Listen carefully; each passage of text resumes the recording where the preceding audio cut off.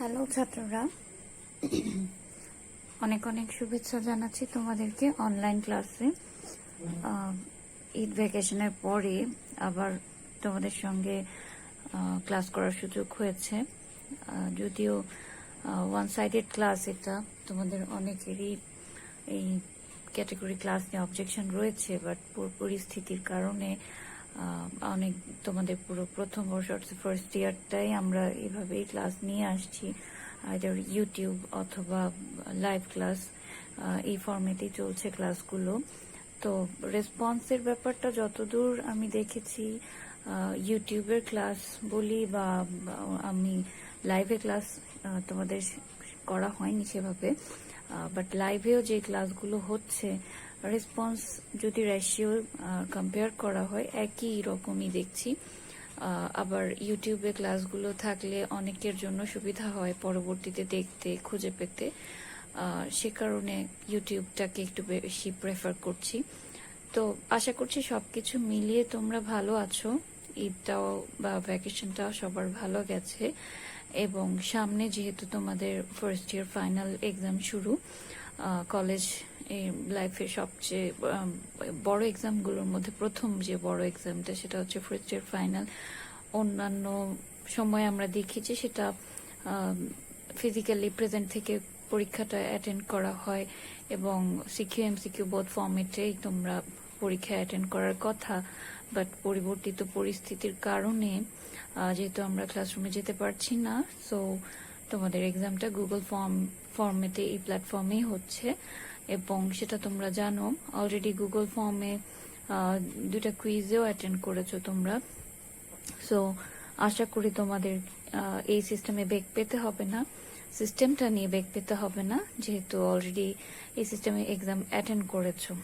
তো first year final শুরু হচ্ছে তোমাদের 29 তারিখ থেকে।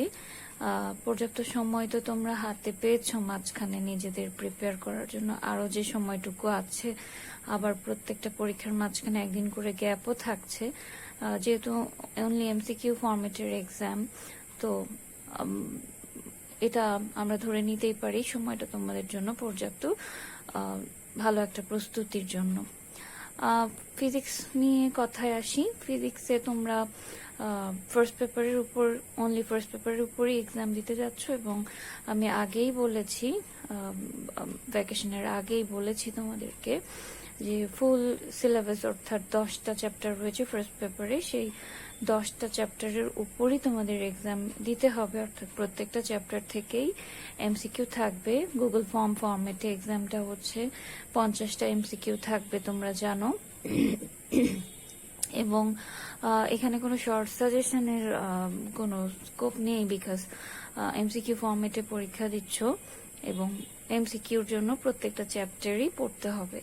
একবার একটা পারপাসে অর্থাৎ ইয়ার ফাইনাল পারপাসে যখন পুরো বইটা তোমার পড়া হয়ে যাবে, নেক্সট টাইম এটার আবার রিভিউ করা বা এটার উপর আরো ভালো প্রস্তুতি নেওয়াটা কিন্তু সহজ হবে।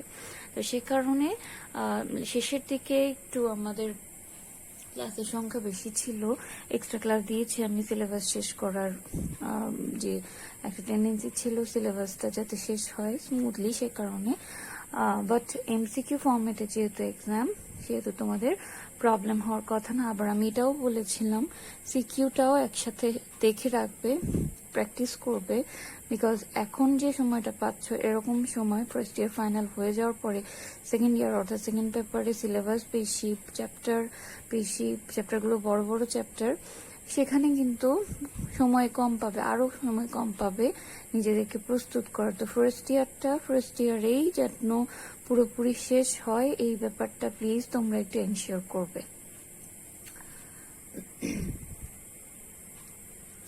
বইয়ের চ্যাপ্টার ভিত্তিক আমি কিছুটা রিভিউ বলো বা চ্যাপ্টারগুলো নিয়ে একটু ডিসকাশন করা, সেই বিষয়টা করব, যেহেতু দুইটা ক্লাস পাচ্ছি আমরা পরীক্ষার আগের শিডিউল অনুযায়ী।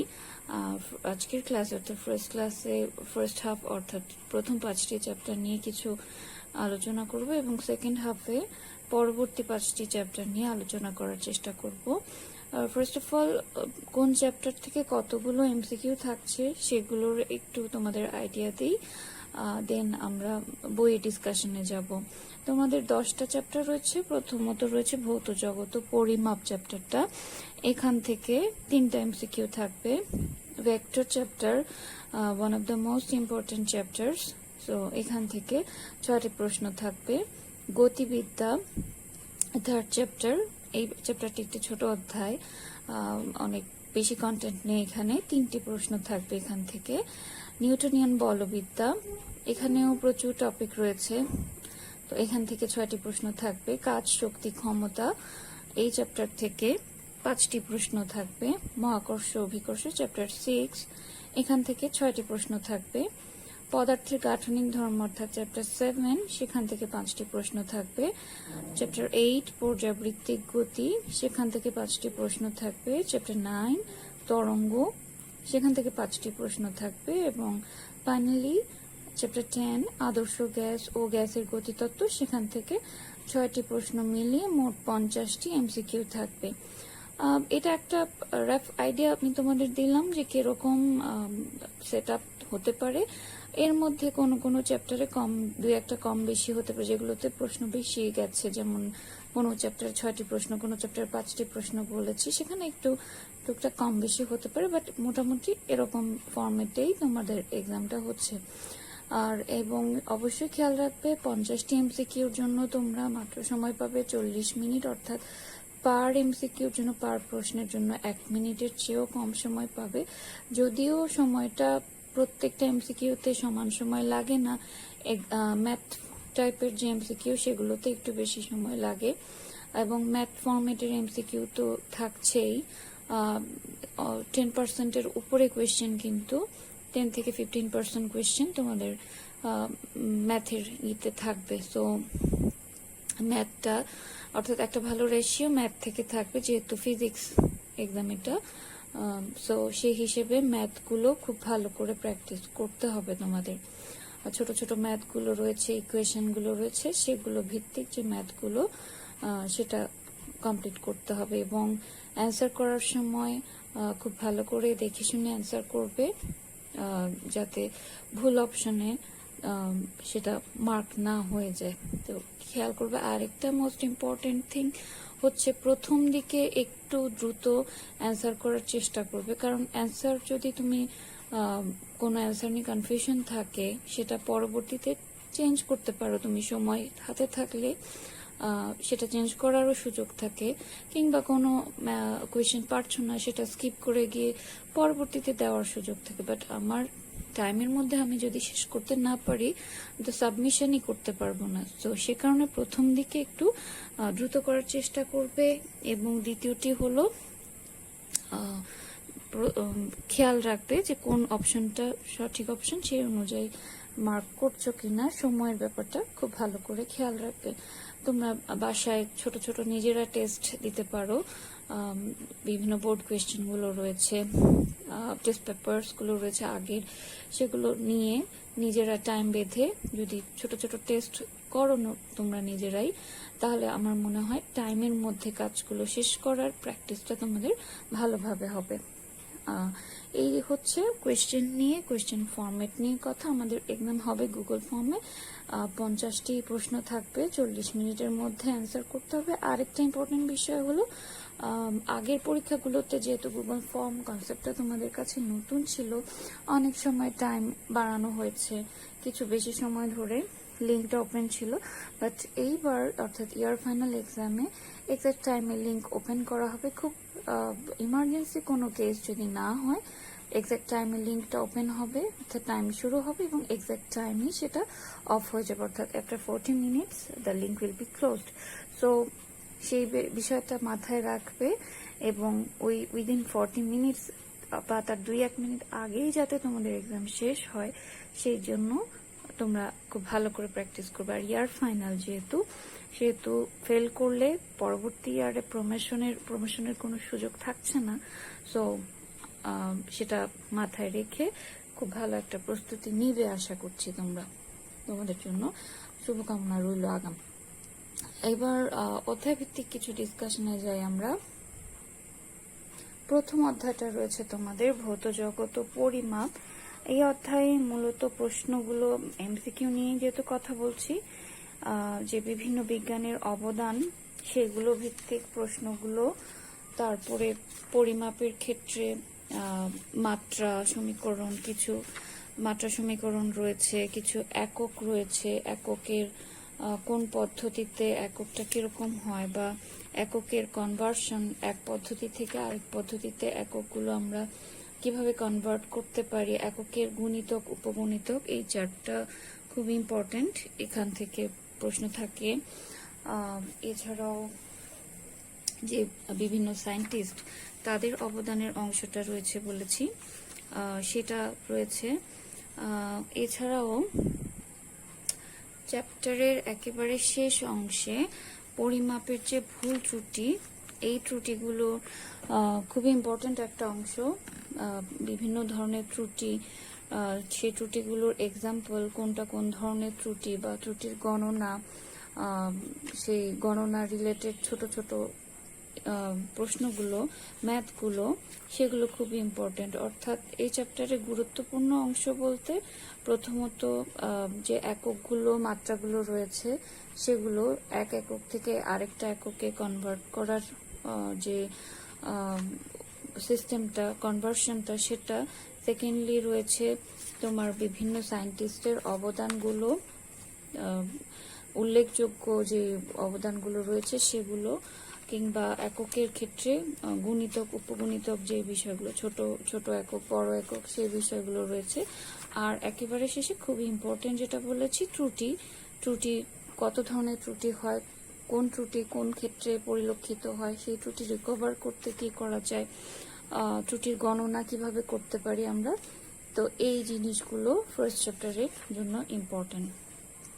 ফার্স্ট চ্যাপ্টারে যেহেতু কন্টেন্ট কম, সো এই কিছু জিনিস যদি খুব ভালো করে প্র্যাকটিস করো, ফার্স্ট চ্যাপ্টার থেকে আশা করি ভালোভাবে অ্যান্সার করতে পারবে। সেকেন্ড হলো ভেক্টর, খুবই গুরুত্বপূর্ণ একটা চ্যাপ্টার, এমসিকিউ সিকিউ দুইটার জন্যই। ভেক্টরে এমসিকিউর জন্য আমরা যেহেতু বলছি, সংজ্ঞাগুলো সেগুলো থেকে ছোট ছোট এমসিকিউ হতে পারে। সূত্রগুলো রয়েছে ভেক্টরের জ্যামিতিক, যোজনী বা যোগের যে সূত্রগুলো, সেই সূত্রগুলো, ইকুয়েশন ফর্ম, যেহেতু এমসিকিউ প্রশ্ন, ইকুয়েশন ফর্মগুলো ইম্পর্টেন্ট। তারপরে তোমাদের জন্য ভেক্টর যোগের যে কয়েকটা সূত্র আছে, যেমন বিনিময় সূত্র, সংযোগ সূত্র, বন্টন সূত্র, তাদের ইকুয়েশনগুলো, কোনটা বিনিময় সূত্রকে রিপ্রেজেন্ট করে, কোনটা সংযোগ সূত্রকে, ইত্যাদি যে ইকুয়েশনগুলো রয়েছে সেগুলো। ভেক্টর উপাংশ বিভাজন, সেটা সেখান থেকে ছোট ছোট ম্যাথ হতে পারে। এছাড়াও ভেক্টরের ডট গুণন, ক্রস গুণন, সেখানে ডট গুণন, ক্রস গুণনের যে বিশেষ ক্ষেত্রগুলো রয়েছে সেগুলো রিলেটেড কোয়েশ্চেন হতে পারে। ডট গুণন ক্ষেত্রে এবং ক্রস গুণনের ক্ষেত্রে একক ভেক্টরগুলো রয়েছে, সেই একক ভেক্টরগুলোর ডট গুণন, ক্রস গুণন, যে সূত্রগুলো রয়েছে, ছোট ছোট সূত্রগুলো, অনেকগুলো সূত্র রয়েছে, এই টাইপের সূত্রগুলো রিলেটেড প্রশ্ন কিন্তু প্রায় সময় আসে। একক ভেক্টরগুলোর ডট গুণন করলে কেমন হয়, ক্রস গুণন করলে কেমন হয়, সমতলীয় হবার শর্ত কি, ইত্যাদি বিষয়গুলো এই চ্যাপ্টারে মানে প্রচুর প্রশ্ন রয়েছে। এছাড়া তো এই ডট গুণন, ক্রস গুণনের ছোট ছোট ম্যাথ, উপাংশ নির্ণয়, ডট গুণন, ক্রস গুণন থেকে উপাংশ নির্ণয়, একক ভেক্টর নির্ণয়, সেই অংশটা রয়েছে। পদার্থবিজ্ঞানে ক্যালকুলাস, অর্থাৎ ক্যালকুলাস অংশ থেকে বড় আকারের প্রশ্ন তো এখানে আসার সুযোগ নেই। ক্যালকুলাস অংশ থেকে ছোট ছোট ম্যাথ হতে পারে, সেটা ডিফারেন্সিয়েশন, ইন্টিগ্রেশন ইত্যাদি রিলেটেড ছোট ছোট ম্যাথ হতে পারে। কিংবা এখানে ক্যালকুলাস অংশে যে গ্রেডিয়েন্ট, ডাইভারজেন্স এবং কার্ল রয়েছে, তাদের বৈশিষ্ট্য থেকেও কিন্তু প্রশ্ন আসে, যে গ্রেডিয়েন্টের বৈশিষ্ট্য, ডাইভারজেন্সের বৈশিষ্ট্য, কার্লের বৈশিষ্ট্য, সেগুলো থেকেও কিন্তু এমসিকিউ প্রশ্ন এসে থাকে। আর সাথে সাথে ইকুয়েশনগুলো, বইয়ের শেষে যে ইকুয়েশনগুলো দেওয়া আছে সেগুলো একটু ভালো করে প্র্যাকটিস করবে, লিখে লিখে বারবার প্র্যাকটিস করবে। এবং বইয়ের প্রত্যেকটা চ্যাপ্টারের শেষেই কিন্তু তোমাদের বেশ কিছু এমসিকিউ তোমাদের প্র্যাকটিসের জন্য দেওয়া থাকে এবং সারসংক্ষেপ দেওয়া থাকে। তো সেই অংশগুলো ভালো করে পড়বে। তো আশা করি ভালোভাবে প্রস্তুতি নিতে পারবে। চ্যাপ্টার 3-তে রয়েছে গতিবিদ্যা। গতিবিদ্যায় বলেছি কন্টেন্ট কম, বিশেষ করে গতির সমীকরণ যেগুলো রয়েছে সেই সমীকরণ রিলেটেড ছোট ছোট ম্যাথগুলো কিন্তু এই চ্যাপ্টার থেকে ইম্পর্টেন্ট।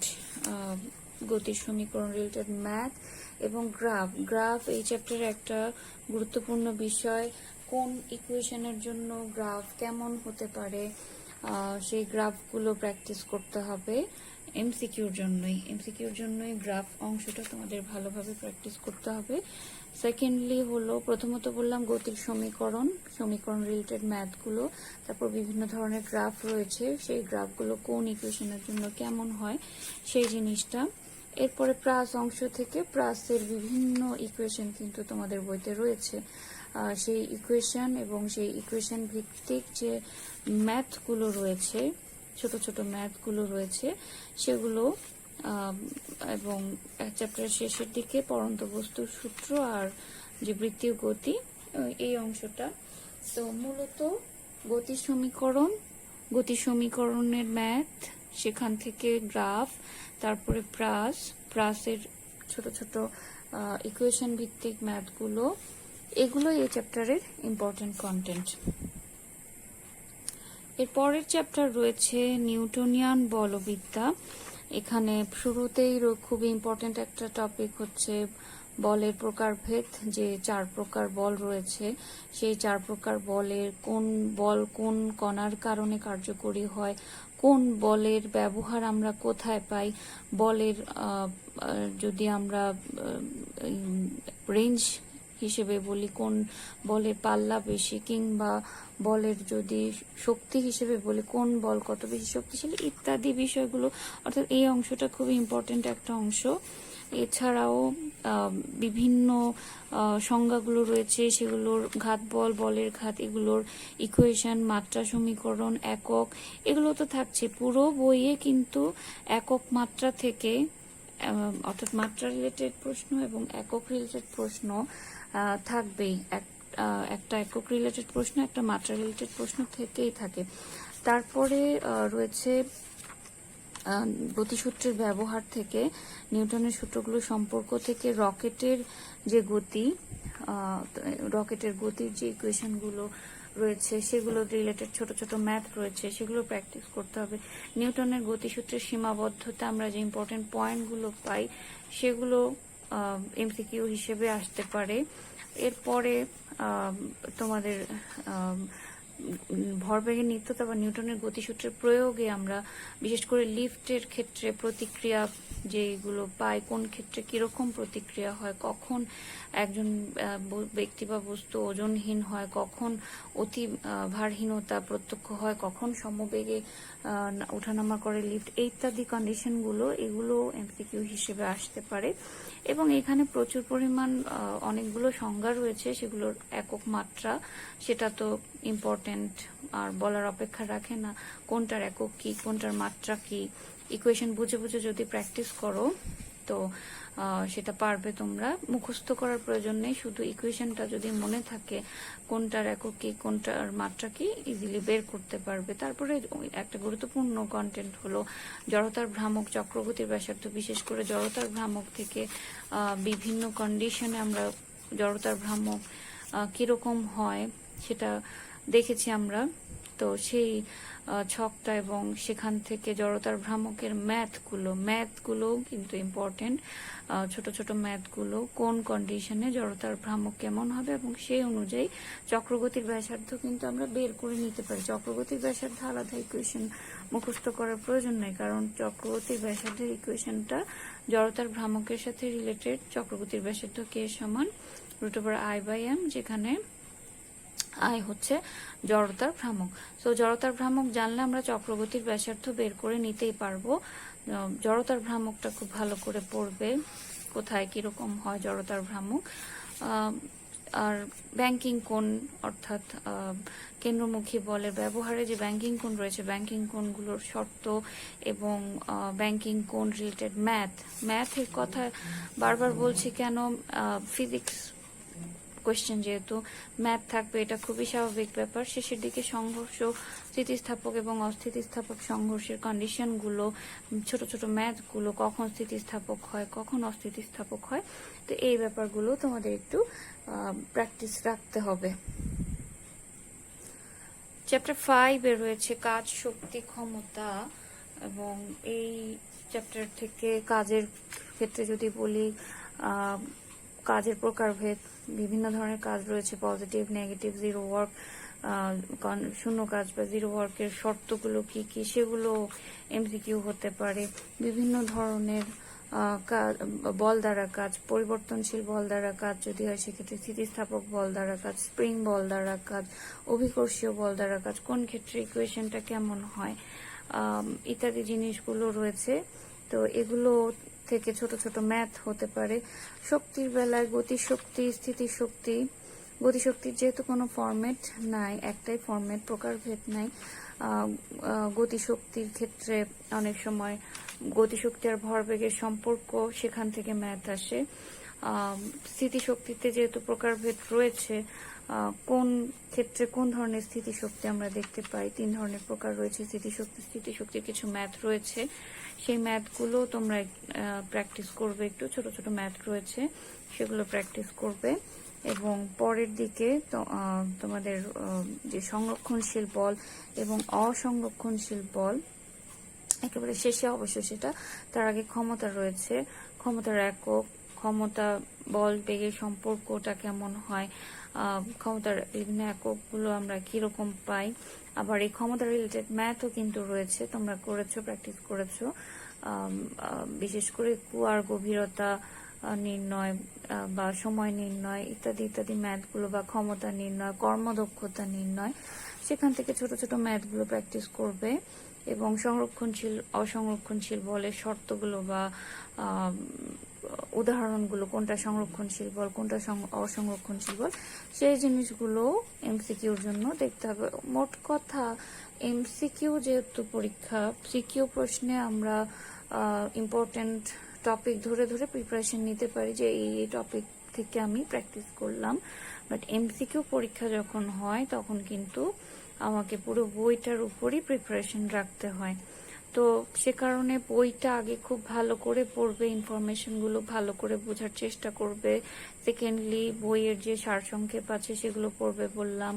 এরপরে বইয়ের যে ছোট ছোট ইকুয়েশন রয়েছে, ইকুয়েশনগুলো সেগুলো খুব ভালো করে লিখে লিখে প্র্যাকটিস করবে। দেন বোর্ড কোয়েশ্চেনগুলো একটু ফলো করবে, এমসিকিউতে কিরকম এসছে।